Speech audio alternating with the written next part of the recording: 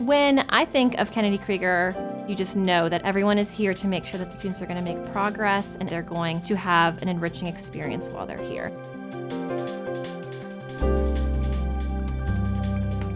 They do want him to become more independent with just general self-care, functional skills. Here at the Kennedy Krieger Schools, we've established a very successful interprofessional practice model around development of IEPs, where we get the entire IEP team together from the very beginning to develop the student's upcoming IEP. What would you guys say are his biggest strengths? He was able to achieve a lot of those things in that one-to-one setting, but was having difficulty generalizing the skills outside of the classroom. We're talking about this child, and the reason we're all here together is because we all know this child really well. And we're not talking about it from our OT, PT, SLP lens. We're just talking about it from, this is a kid that we know, and based on that, we want him to achieve certain things, and then bring in the professional piece secondary to that. I was going back and forth in my mind, questioning whether or not we should bring in PT. It looks like it's more just body awareness, so I don't think that we need to consider PT at this time, but that's definitely something to just keep in the back of our minds, and we can always do a consult if we need to. In order for this to be successful interprofessional practice, you have to have communication across disciplines. And in the classroom, I can also start to work on just simply identifying his name from a field of 2 or 3. That would be great. Making sure that he's able to understand that that indicates him. And I wonder receptively how he does too, just responding to his name when we say it. We meet weekly at team meetings with all members present, either in person or they could participate by phone if needed. We can just talk about what's going on in the classroom, what's going on in speech and language, what's going on in occupational therapy, to see how can we help support each other. Once the IEP is actually written and we've shared those goals and objectives, then we'll meet monthly to discuss progress, what's working, what's not working. He presents with attention difficulties, executive functioning difficulties. The special educator will start by saying where they see this child going academically, and then related service will talk about how we can all support the student reach that ultimate goal. So how can speech and language help? How can occupational therapy help? So I'll be working on the teaching of the skill, whereas the classroom will be working on the generalization. Okay. That's great. Okay.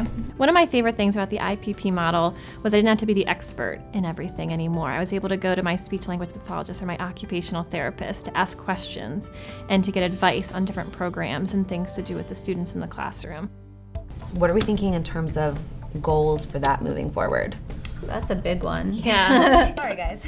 In the past, the occupational therapist or the speech language pathologist would come into the classroom and do a session with a student and then leave. But now there's kind of more accountability that I'll collaborate with them. We'll share IEP goals and objectives together so that we're actually planning very similar things to do with them. Is a transition goal going to be something you're doing through behavior? Is that going to be like a classroom goal? Can we consult on best strategies for that and how to collect data for his transitions? I think it's important in the IEP too to make sure that everything's labeled, because I know with us sometimes we will share a goal but we don't share every single objective. When I look at an IEP, my first instinct is to look for receptive, expressive, and pragmatic, and that's where I would look. Exactly. I wouldn't necessarily look through the whole IEP. And behavior, they're going to be like, oh, there's no behavior goal. Well, Right. no, there's a replacement behavior goal, there's a desired behavior goal, and no, they're not under self-management, but yes, there are behavior goals. I wonder if we need to take a step back and work more on using a name stamp or using a sticker label of his name. You don't think it's important for him to continue working on writing his name? That seems like such a functional skill. Part of working collaboratively like this does lead to sometimes differences of opinion. Sometimes a challenge is not so much differences of opinion, but how to prioritize. I think that that's a great step to strive towards, but I think he would first need to understand the alphabet. Like, does he recognize his name? Does he understand what that even is? And it does require comfort with your team members. The more you work closely together and the more you understand each other's perspectives, being able to be okay to say, I think that's a great idea, but right now this may be a more essential skill that we need to target for this year. Now, this is his last year, right? He's eighth grade, Oh, right, he's yeah, transitioning. last year. Maybe we should talk to the receiving team and just bring them in and give them an overview of how we do our IEP planning. Because in order for us to collaborate effectively, we need to understand each other's perspective.